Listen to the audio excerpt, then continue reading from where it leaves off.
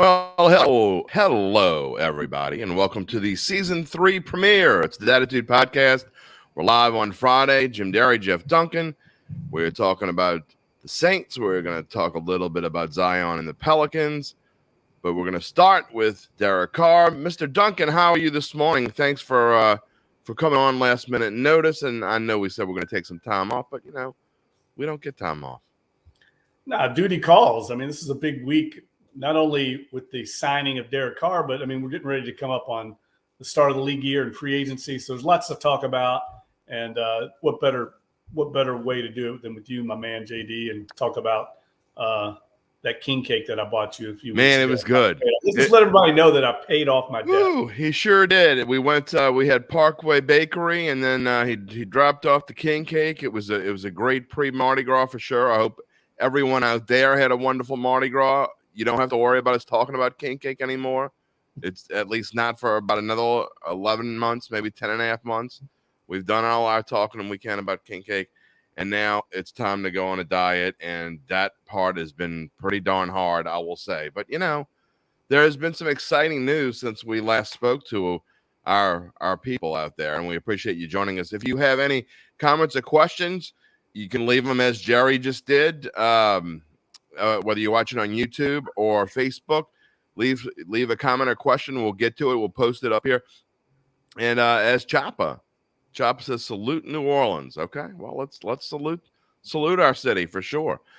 Jerry already popping in with breaking news. The Vikings have released wide receiver Adam Thielen. Will he come to New Orleans? Who knows? We're gonna get into the parts of the signings because the Saints have some cuts to do before they can potentially make any more signings. They did re-sign special teams captain JT Gray this morning. So that's good news, and that's obviously a necessary thing. He has been outstanding in his time with the Saints and is a key factor. But, Dunk, I want to start with Derek Carr, and obviously it happened Monday. But this is big news, whether you agree with the move or don't. I think we're both on the same side on this. This is something that the Saints had to do. They had to get a top-notch quarterback. It was number 1, 2, 3, and 4 on the list, and they did it all with their target and clearly and frankly, in my mind, the top free agent in this class.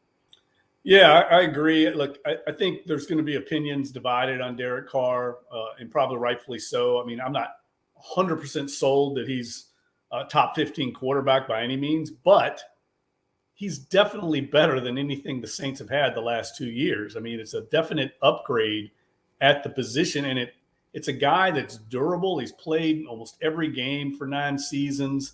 He's been to 4 Pro Bowls. He's a proven commodity, and the Saints don't need him to be Drew Brees. He's not Drew Brees, but they don't need him to be that. They just need him to be a viable starter. With this defense, this offensive line, the special teams, this team can get back to the playoffs with Derek Carr at quarterback. So I thought it was a great move. It's a bold, decisive move, and I think it restores a lot of confidence, not only among the fan base, but also in the locker room. I think they needed to address the quarterback position internally, and everyone was watching this move, including the Saints players, and we saw by the reaction from Cam Jordan, Michael Thomas, etc. This was a big win for Dennis Allen in the court of public opinion. Really quick, we have a comment that no one's going to get but me and this guy that we were kind of going back and forth yesterday. We were joking. I had LSU yesterday. Well, we might touch on that at the very end of the show, plus 4.5. But Lloyd, you know what you said, though? You said you gave me Vandy minus 12. So if Vandy minus 12, I won on that one. So I got the 12 points. I got LSU right. So I think maybe you owe me a king cake. We'll talk about that a little bit later. All right. Look, Duncan, everything you said, I agree with. What makes you think that you're not sure that he's a top 15? In my mind, there's no doubt in my mind that he's a top 15 quarterback. And I actually think that if the Saints can have the kind of offensive line play that we're used to here in New Orleans, I think that he can be a top 8 quarterback. I think he's certainly top 10 or top 12. But what makes you uncertain that you're not 100% sure that he's a top 15 quarterback?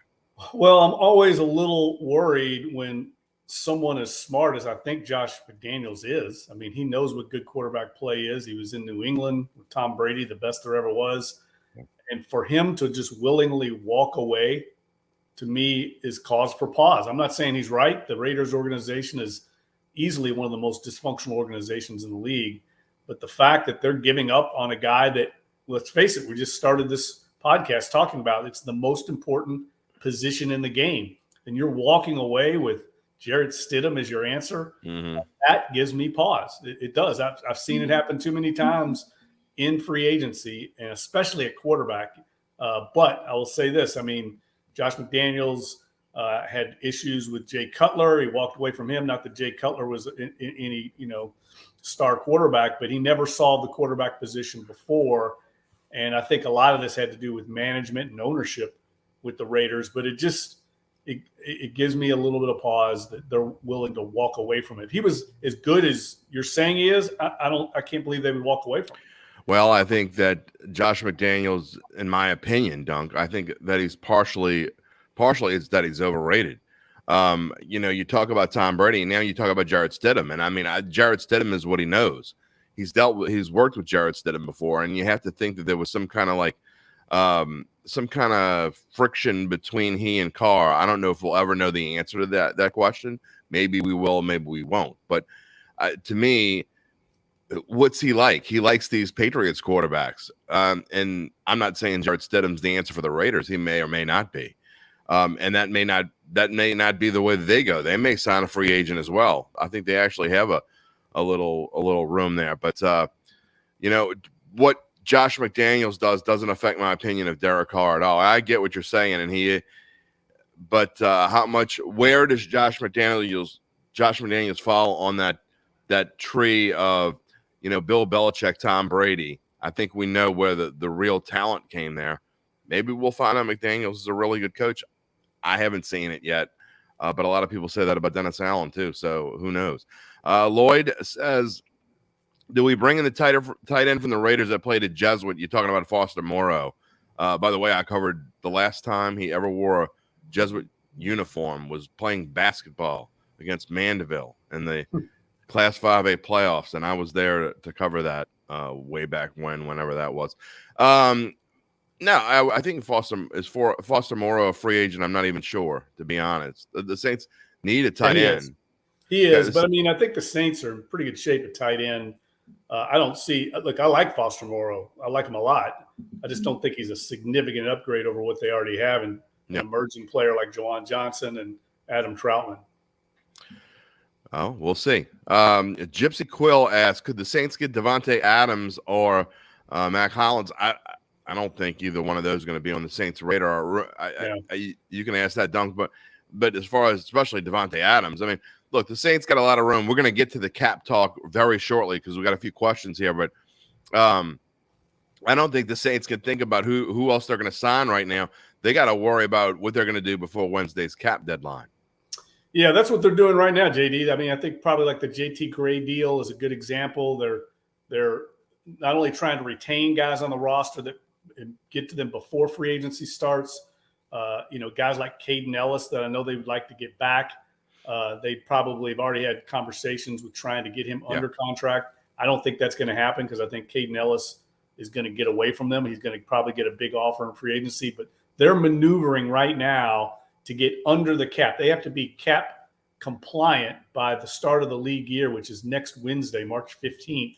They have to be under the cap, and every other team in the league does as well. The Saints, of course, I think have the second most overage on the salary cap in the entire league. So they got a lot of work to do, restructuring deals. We've seen them already do a number of deals. And then they're probably going to have to release some players like they did a year ago. I think guys like Andres Pete, Jameis Winston certainly makes a lot of sense now that they have Derek Carr. They're probably going to end up hitting the streets and be free agents because of the Saints cap situation. No, not Andres Pete. Don't get rid of Andres Pete, please. No. Oh, my goodness. Well, the good news is, Dunk, you just told me that they're second worst in the NFL. They're moving on up because they were worst not too long ago. Right. So making progress. Dustin McCann asked before Breeze joined the Saints, how good did everyone think he was, and are there any similarities to that situation and Carr's situation? One thing, good point, Dustin, but I will say this. One big difference is Breeze was 26, I believe, when he came to New Orleans. And no one really wanted him. He was coming off of a shoulder injury. So, and Carr is 31, going to be 32 by the time. In fact, I think he's 32 in a couple of weeks. Well, you know how I know Derek Carr's birthday? It happens to be on 3/28. So everybody's making a little joke about there. We keep pressing the Falcons buttons. So, Dunk, I'd be like to get your opinion on this as well. But there are some similarities. But Derek Carr is 5 or 6 years older. He's not coming off an injury. Other teams wanted him. It's a little bit different scenario. He's not going to be the Saints quarterback for the next, 12 to 14 years, but he could be the Saints quarterback for the next 5 to 7 years. Yeah, look, but I think his market was fairly tepid. I mean, Carolina wasn't all in on him. So was Breeze. I know. I'm just saying, like, Derek Carr, that's some of the reasons why I have pause on him. I mean, if he were a top 15 quarterback and was widely available, which he was, he had no strings attached, I would think more teams would have been interested in him if he was just a sure thing. I'm for the move. Don't get me wrong here. Yeah. I think it's a big upgrade over what they had. I don't think they need him to be Drew Brees, but there's some reasons to be concerned. I mean, the scouting report on Derek Carr is widely known around the league. He crumbles under pressure. He gets antsy. His eyeballs go down when he starts getting rattled in the pocket. The Saints knew this. This was their scouting report on him, and they shut him out here. He doesn't play well in cold weather. He tends to get a little jumpy. I mean, there's a lot of things. This guy is not a perfect specimen at quarterback, but he doesn't have to be. He's better than what the Saints had. And in this division, they can win the division with Derek Carr quarterback and what they already have. So I'm for it, but I'm just trying to temper expectations of people thinking he's going to come in here and light the world on fire. There'll be warts just like there is with every new player. I mean, I heard all this last year when they brought in, Jarvis Landry and the whole receiving corps. It was going to be the greatest receiving corps of all time, and it didn't pan out that way because there's always warts with new players that you just don't see until they get here. You can go after this podcast, this live show is over. On the podcast itself, I will put my monologue, and there'll be more of my own opinion in my monologue, and you can find it wherever you find your podcast. It'll be up sometime before noon, before lunch. I will have it up. So I'm more interested in Jeff Duncan's opinion, although I can't do anything without sharing some of my own opinion. So that'll be sprinkled in throughout here. But my full monologue will be on the Dattitude Podcast itself, episode number 140. Again, it will be up sometime around noon, wherever you find your podcast. And, of course, this conversation will be a part of it. Until 10 o'clock or so, we'll be taking your comments and questions. We have plenty of them this morning. Mike Baird asked, Cam Jordan is a cap hit. Please say no. Possibly, I know. Cam Jordan's not going anywhere, is he, Dunk? No, he's really what they're leaning on now at defensive end. I think Marcus Davenport is going to have an opportunity to cash in free agency, and so that would create a hole in their starting lineup. I know they're very high on Carl Granderson. He's under contract for one more year, and obviously Peyton Turner, who's a former number 1 pick, who has really had a chance to make an impact because of injuries his first 2 years. I think the Saints are in pretty good shape at defensive end. It's defensive tackle where they're really hurting. They have one guy under contract. So that's a gaping hole that they have to address this offseason. Shai Tuttle or Onyemata? Neither one of them. Both of them are. They're both free agents. They're both free agents at the moment. So is Malcolm Roach. Well, we're going to get into that because that goes into this question, and we talked about it on the Bayou Bet Show, and I would promise that I would bring up this morning. Lloyd asked if we don't get a running back, going maybe 2 to 4 without Kamara. 2 to 4, no way. Alvin Kamara, I will be absolutely floored if he doesn't get at least 6 games. And I know people don't want to hear this, but I think it could be worse than that. I'm not sure what's going to happen with this whole situation that he's under, but I would be floored if he doesn't get at least 6 games. And I'm telling you, JD, I think he has to get 6. I think the violation of the personal conduct policy is a minimum of 6 games. So, well, there you go. And I honestly think it's going to be longer. I think it's going to be half a season, and we're talking about a running back now that is going to be 30 years old. So I think that you have to. I know this probably isn't the case, but Dunk, I think that the Saints have to plan on life without Alvin Kamara, and I'm not just talking about this season. It would not surprise me at all if Alvin Kamara is either traded, phased out of phased off this team some sort of way. I'm not sure you're ever going to see Alvin Kamara play significant time again with the Saints. That's how bad this is, in my opinion. If I'm wrong, I'm wrong. I don't know if it's that bad, but I think you're right in that I think they go into this offseason looking not only to get a running back, but you have to look at it as we need a running back that's capable of being a starter and not just a complimentary piece to Alvin Kamara. In other words, the guy you draft or bring in a free agency, you have to look at him as a number one back because you don't know what you're going to get from Kamara. He could be suspended 6 games. He could be suspended for the whole year. He's also getting ready. I think he's 30. Players tend to drop off. Like he's going to be 30 soon at least. So, I think there's reason to have another good back in the building. Look what the Kansas City Chiefs did. They went out and got Isaiah Pacheco. I'd never even heard of the guy. Got him in the 7th round, and he's a terrific back, and he's going to be their lead back now for the future. Saints have to do something similar.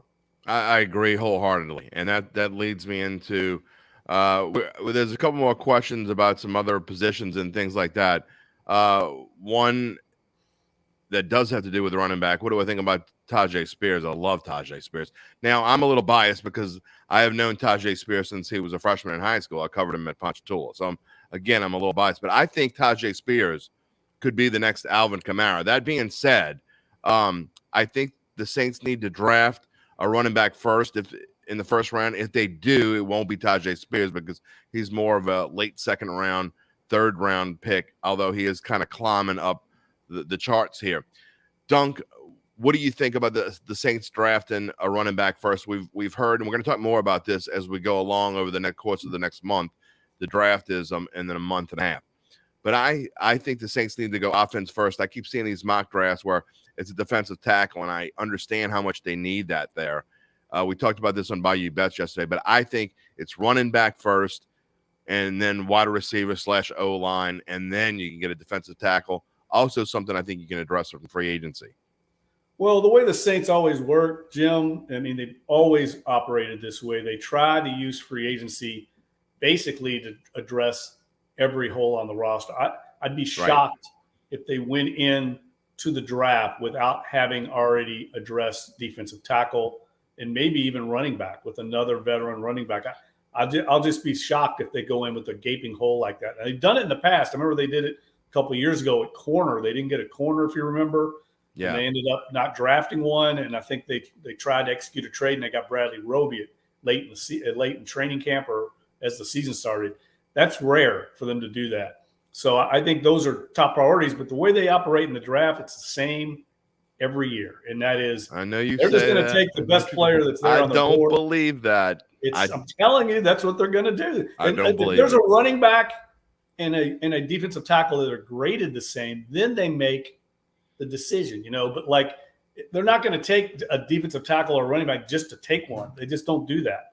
But they probably won't have to because usually the grades are the same when you're that low in the first round. And I think this year is a great year for running backs. Everyone you talk to says you can get a starting running back in the 3rd round of this draft. I agree with that. So I would be surprised if they use a first-round pick on a running back. But if it's someone like Bijan Robinson, who most analysts have as a top 5 player in the whole draft, and he's there at 29, I guarantee you they take it. But that's because it's a value play more than anything else. 97% of what you say about the Saints, I just take your word for it because you know better than I. I know this is what they spew, and I know you've seen this throughout the years at different points because a lot of it, the team was good enough where they could take the best player that was available.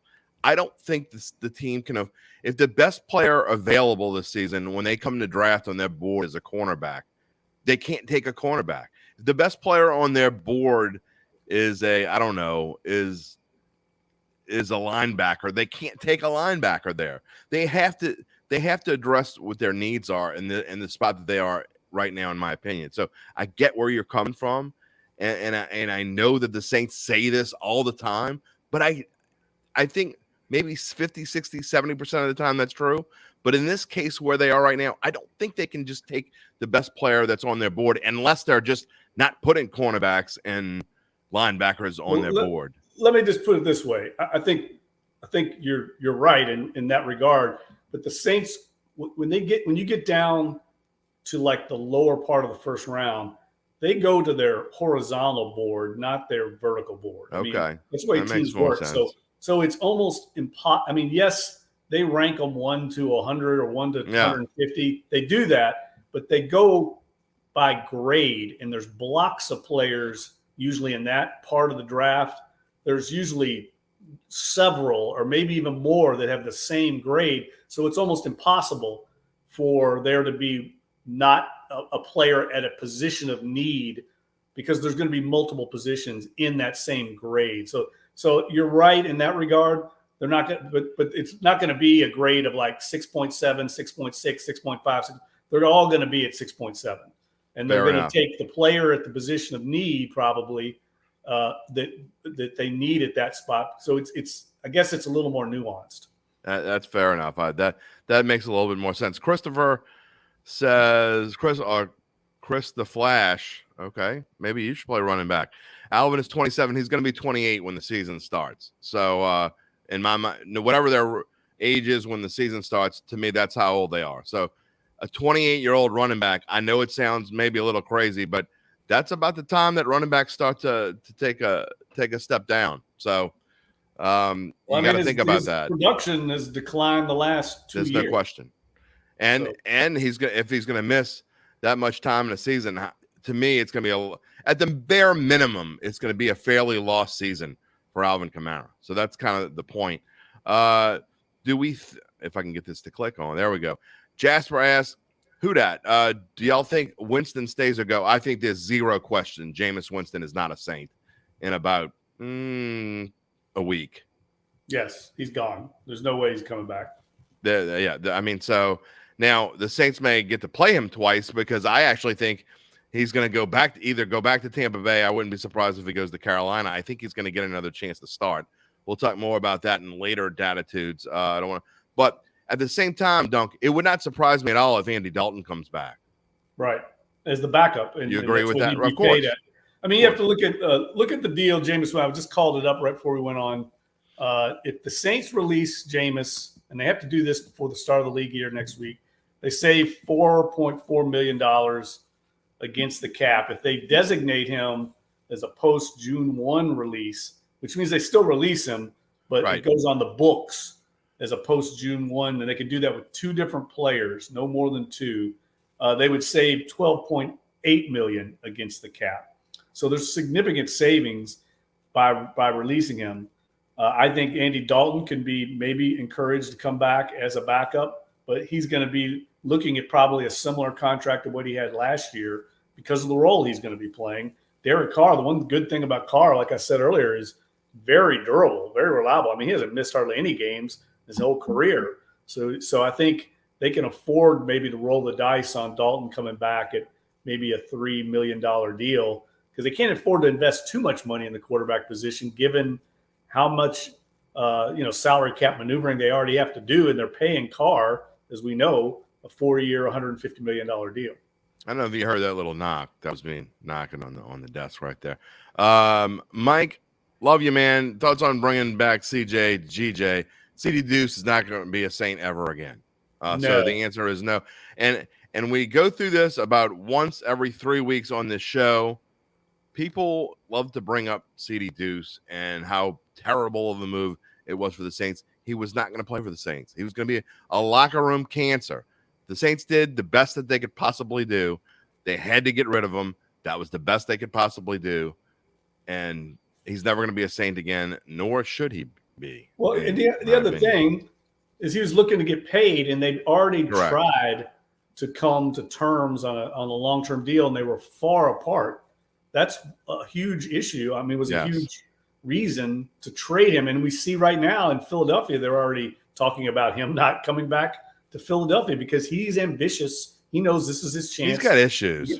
Well, and he's also wanting to get paid, and the Saints are not in that position. So, no way C.J. Gardner, especially with the way he left here, knowing internally how they feel, no chance. Mike, I'm going to put this up there because we'll touch on it. We could talk about Alvin Kamara for a second. Kamara's production declined because of injuries, poor quarterback play, and bad coaching. This incident doesn't help at all. I agree that the incident doesn't help, but I don't agree at all that his production declined because of poor quarterback play and bad coaching. I don't think, first of all, as much as I've been on the Saints quarterbacks this season, there's no question to me Derek Carr is an upgrade. At the same time, I don't think Andy Dalton's play was poor. I just think it was average. It is what it is. I don't think that had anything to do at all. And I've been on Pete Carmichael. I don't think any of that had anything to do. Kamara wasn't there this year. He had checked out. I don't know what the deal was, and Duncan, you can tell me whether you agree. To me, he just didn't. He had his heart and soul was not with this football team this year. Now, I think he did the best he could do, but I never saw any breakaway plays. He only scored, twice all season? And it wasn't because of the play calling. I mean, yeah, he should have got the ball more, but to me, I think his lack of production was his own fault. Whether it was his skill set or whether he's getting older or whatever you want to call it, to me, he just wasn't himself this year. Well, only Alvin Kamara knows how much correct that incident weighed on him. And did that cause a distraction? I think could be. Certainly, I agree he didn't look the same.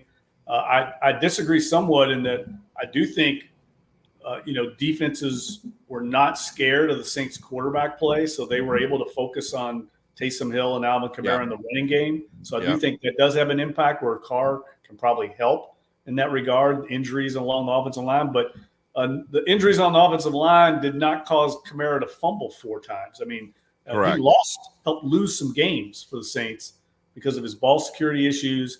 And I know also he was not grading very well with his vision, which was always a strength of his. So for whatever reason, he just didn't have a good year. Now, he's young enough.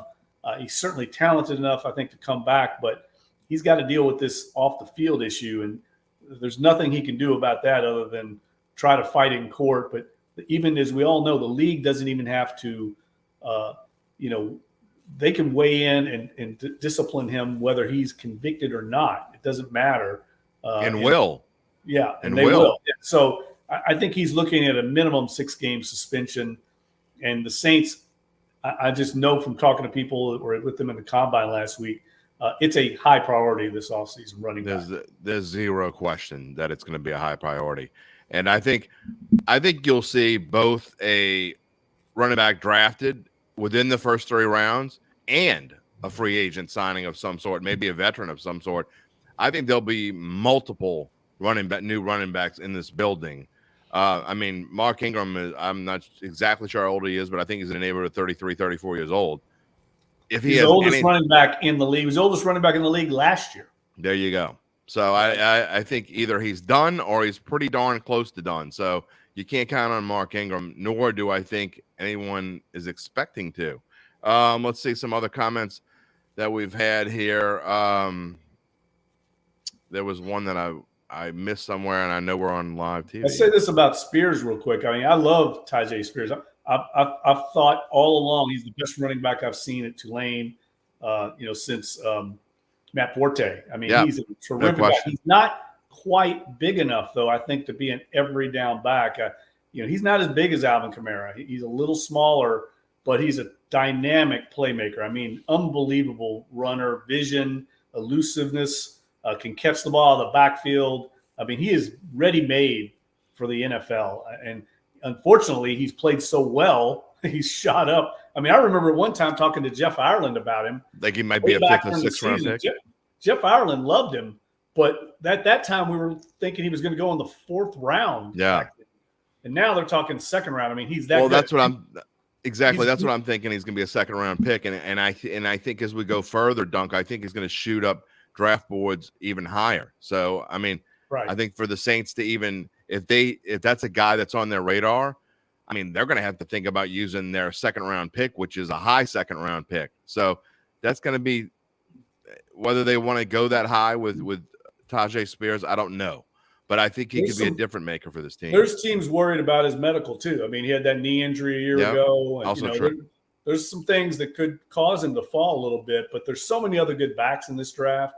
I think the Saints are definitely come out with one of them by the end of day 2. This is definitely more of a back-heavy draft than we've had in a little while. So that is good news. And so we talk about Tyjae Spears. It doesn't have to be Tyjae Spears. There's no question, though. And these are things that we're going to talk about over the course of the next month and a half before the draft. We'll certainly have a draft show. One of our podcasts will be centered strictly on the draft and the needs that the Saints have, and we'll talk about specific names. But that's for later on, I think, because this is supposed to be more about Derek Carr.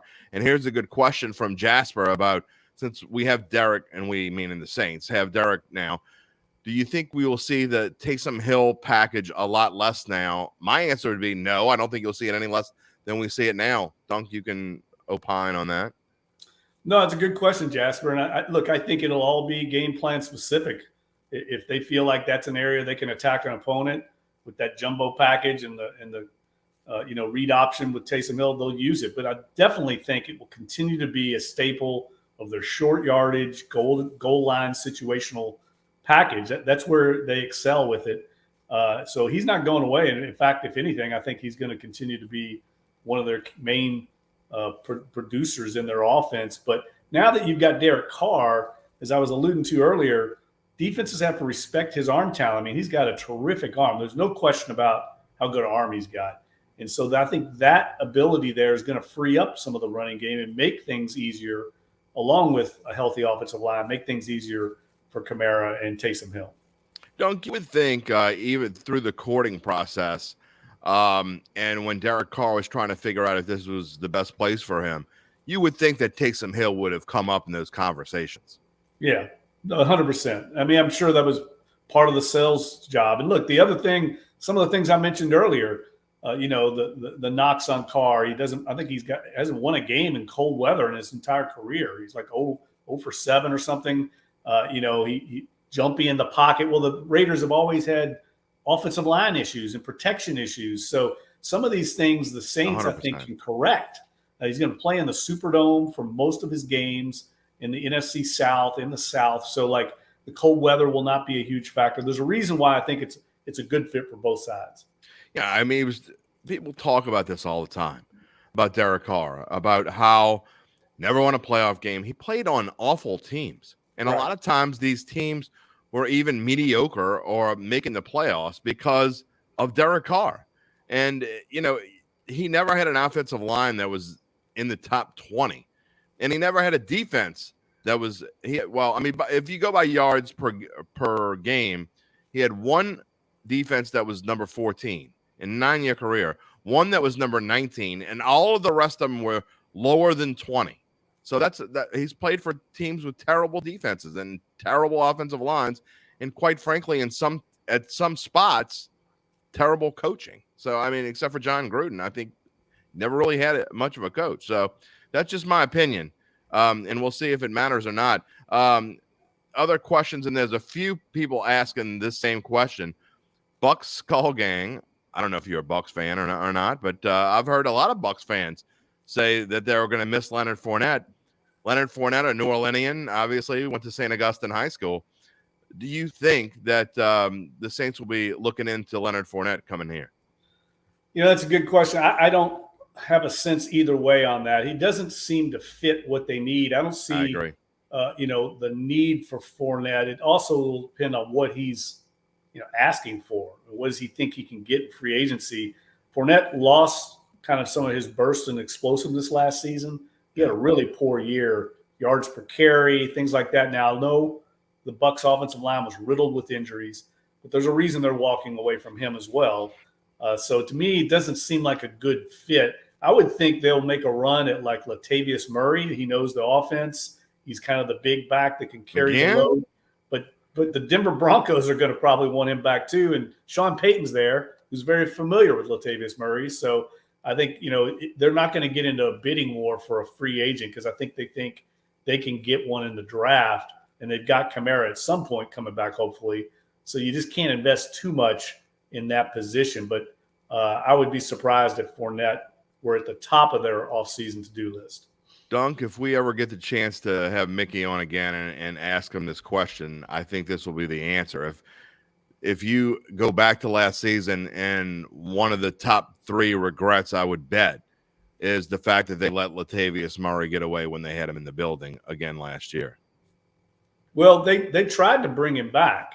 I mean, they offered him a deal, but he turned it down and went to Denver because he felt like it was a better opportunity for him. So it wasn't like they didn't try to keep him. That makes sense. There's just nothing they could do. I mean, he can go. He's free to go anywhere he wants. They offered to put him on the active roster. So, it was a little bit obviously regretful that he got away because he had a good year. But, it wasn't like they just let him go. They did try to retain him. Well, that's going to be an interesting thing because, again, like I said, and by the way, we have about 4 or 5 more minutes as we talking about the Saints, because we are going to jump to Zion for a few minutes before I let Dunk go and we end the show today. So if you want to get a comment or question, then you got about 4 or 5 minutes to do so. If you got a comment or question about the Saints, I should say. But like I said, I think there's zero question that the Saints address running back both in the draft and in free agency. So we'll see what happens there. They're also going to have to address receiver. We got a question about Adam Thielen. If you missed the show earlier, Adam Thielen was released. Dunk, I'm not sure that a receiver like that is probably going to cost a little bit more than the Saints are going to want to spend. He fits the mold of having another veteran in, a la Jarvis Landry. But what do you see kind of on that mold as far as where free agents go? Obviously, we have to wait till they get under the cap first and see what kind of room they're going to be able to have to sign a guy like Adam Thielen. Well, everything at receiver, begins and ends with what happens with Mike Thomas. Yeah, for sure. They're negotiating right now, trying to see if they can come to an agreement on a short-term deal, renegotiated contract. We know that they have a roster bonus on the current deal that they're not going to pay. Basically, it's a $31.7 billion poison pill that is due on March 17th. It's not, they don't have to pay him that money on March 17th, which is a week from today, but they guarantee it and they have to pay it in 2024. So they have to renegotiate that deal. Everybody knows it. That's what's going on right now. Can they reach an agreement on probably an incentive-laden deal that's cap-friendly that Mike Thomas can live with and basically bet on himself? They can come back, have a good, healthy year, produce, and then maybe you get a long-term deal with either the Saints or another team. I think that's what's going to happen. I'll be surprised if they can't reach an agreement because I think Mike Thomas's agents have probably tested the market, talked to teams to see if he were to be released, what kind of interest there would be in him. And I don't frankly think they found much interest. So I think it's in his best interest to come back here and bet on himself and have a good year and then try to kind of resurrect his career maybe somewhere else or here in New Orleans. And also, Dunk, I think that you saw, not that his reaction means everything, but look, right or wrong, we could talk about the person however you want. But I think the player, Michael Thomas, there's a chance that he could be rejuvenated and come back. He's got the quote-unquote real quarterback now, something that he was looking forward to. I think you could see a Mike Thomas that could be – I don't think he's ever going to be that number one receiver again. But to come in and paired with Olave, I think that could be one hell of a pairing for this team. And then they'd only need a veteran that's not going to need to contribute, but maybe 30, 40 catches a game, a year. I think if they bring Mike Thomas back, which I expect them to do, I think they have to have a better plan B, though. They have to have a backup that can do some of the things he can do, probably not at the same level. But they can't go in there and get caught with their shorts down again when he gets hurt because he's liable to get hurt. We've seen it now for 3 years in a row. These lower leg injuries tend to rob you a little bit of your explosiveness over time and also tend to reoccur. So they have to have a better plan B if they do bring him back. Well, that sounds about as good of a segue as any, talking about leg injuries. And we're going to switch over into the Pelicans. And because you want to talk about leg injuries, how about Zion Williamson? And Dunk, I hate to say I told you so, but I said after it happened, I'm like, that might be the last time we see Zion for at least the rest of the regular season. And I got ridiculed by Zach Ewing and then a few other people by saying that. And I don't mean it to be. I'm not trying to get on Zion's case. And I know a lot of people now are just saying he's a bust. I don't think he's a bust. I think he's fantastic. I think he's going to be fantastic. But that being said, of course, it's a concern that a player of his caliber is out again. But hamstring injuries, you never know how it affects players. It affects players in football. We've seen it sometimes be a 2-week injury and sometimes be a 2-month injury. You just never know with hamstrings. And, for your star player, you've got to make sure that he is ready to come back whenever he's ready to come back. Well, I mean, he's missed so much time now in his career. I mean, you have to say at some point that he's been a disappointment. There's no question. I mean, we there's thought no this doubt was about going to that. be the next, Sure. LeBron James coming in here, and it hasn't been close.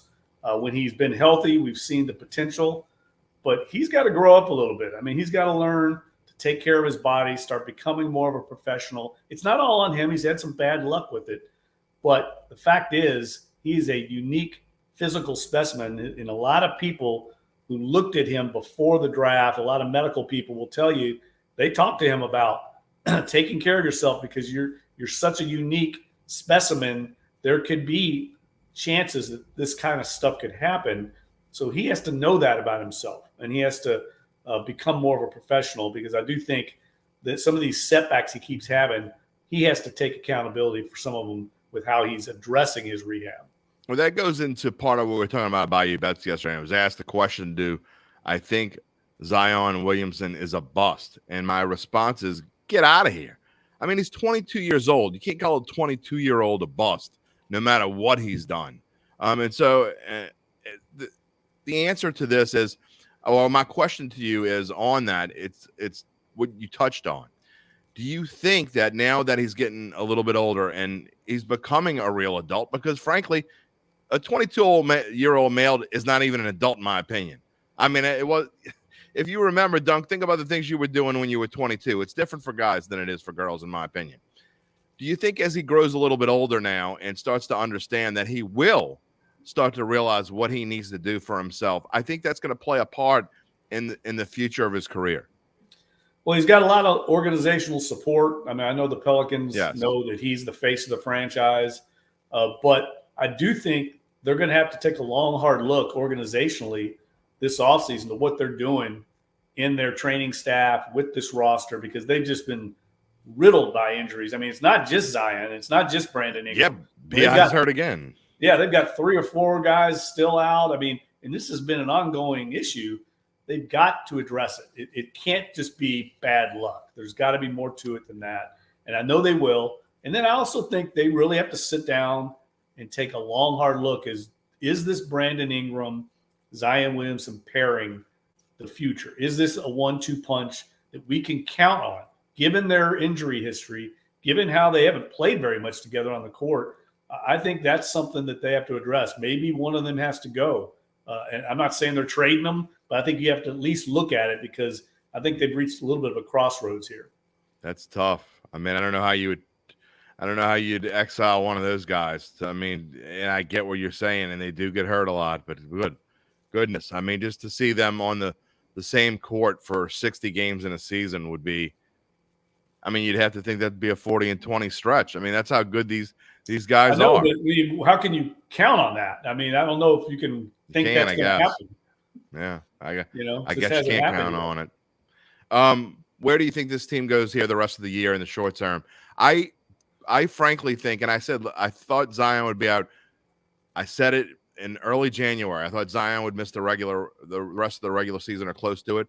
I have this gut feeling that he's going to come back at some point, whether it be early April or something. I think this team's going to find a way to get in, whether it be just to play in and they got to do whatever they got to do, or find a way. They're not. I think they're only 2 games out of 5th place.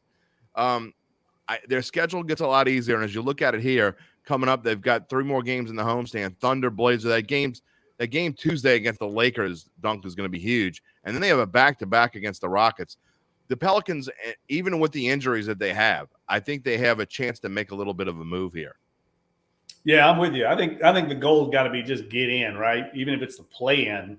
But you're right. The West is so crazy competitive, like between the 5th seed and all the way down to like the 13th seed. Yeah. There's like 3 or 4 games separating all that. I mean, it's kind of crazy competitive. It's exactly what I'm sure the league was thinking when they added this play-in game. Keeps everybody somewhat in the hunt, keeps fans interested. But you just have to wonder how much damage can they do, with given their injury situation. Unless they get Zion back, and I'm with you, I don't know if he's going to play again in the regular season or not. I'm hearing that there's a lot of doubt about that. So if he doesn't play, can they have a puncher's chance once they get into the playoffs? Certainly they're talented enough, but they have to have everybody on the court. And I don't think getting Zion back, he's going to immediately just step in and start playing like he did. I mean, it's going to take a ramp-up process. He's going to be playing probably in little 4-minute bursts like he did his rookie year. I just don't think you can count on him and Brandon Ingram immediately stepping in and being what they were, early in the season. Best case scenario to me for the Pelicans is this. They get to the 6th seed. They get to face a team like Sacramento. They get Brandon Ingram and they get Zion back in time for the playoffs. If that happens, they're going to beat Sacramento. And nothing against the Kings, because I think they're much better than anyone's given them credit for. I can't believe that they're 75-1 to win the NBA championship, because I think that's ridiculous as the potential 3 seed in the West. But if you give me a Pels Kings first round matchup, I think that could be interesting. What is your opinion? Give me a prediction here before we go there, because I don't know. It might be a few more weeks before we talk to you on a Friday, Dunk. What is your opinion on what do you think is going to happen with the Pels as we get towards the playoffs? Oh, I'd be shocked if they got to the 6th seed. I mean, I would be stunned. I think they're going to be lucky to get in, and if they do, it's going to be in a play-in. I think their goal should be just to get in that play-in, try and win, and get in the playoffs. That's kind of where I see their ceiling at. But you're right, the schedule gets much easier. The problem is they're missing BI again now. I mean, every game to me is a must-win, and even when they're all in, you see them sometimes struggle. I mean, they lose games to teams that they were more talented than earlier in the season, but now they're just everything's they have to fight tooth and nail just to get a victory. And with such competition now, certainly the West has gotten a lot better with the additions of the trade deadline of like Kevin Durant, and we've seen what the Lakers have done. Those teams are going to be difficult outs if they draw any of them in the playoffs. Well, before I let you go, how's the book going?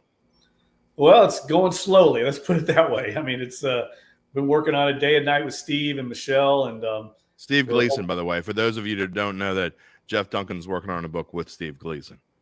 Yeah, it's going to be amazing once we get it done. We just got to get it done, put it that way. But we're hoping it comes out later this year.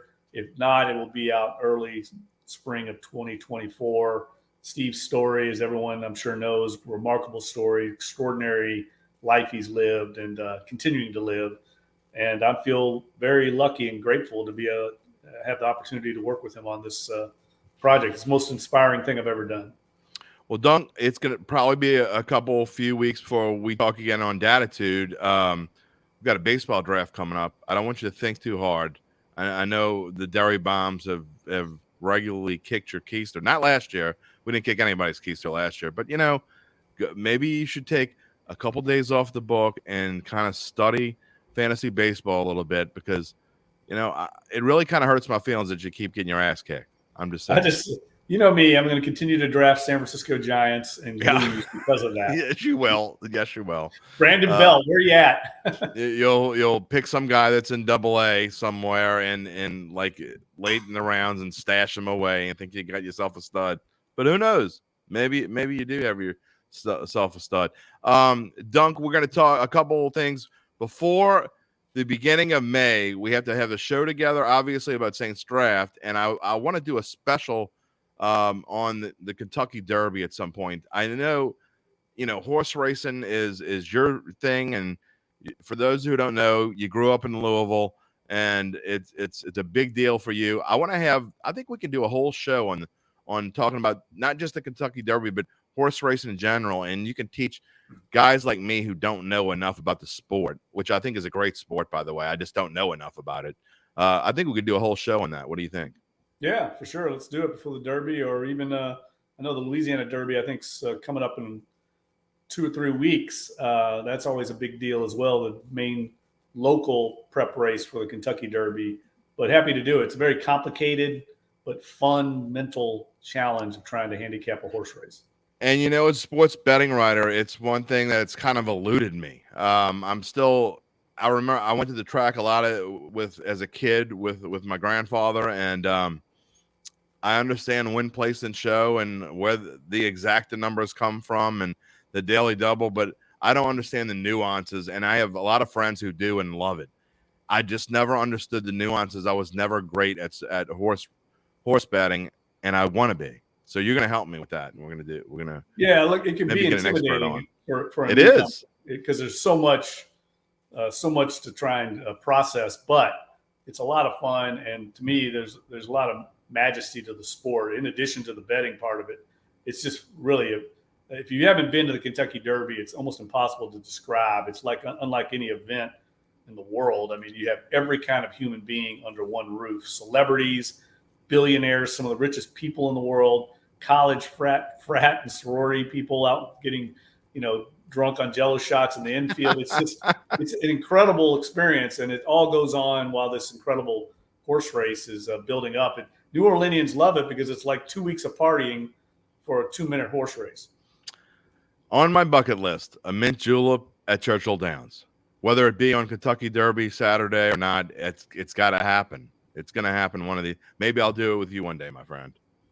We could hit it big, and then you could buy one of those $1,000 mint juleps they have, where they have the specialized Arctic ice and the Tiffany mint julep cup and the really high-end bourbon.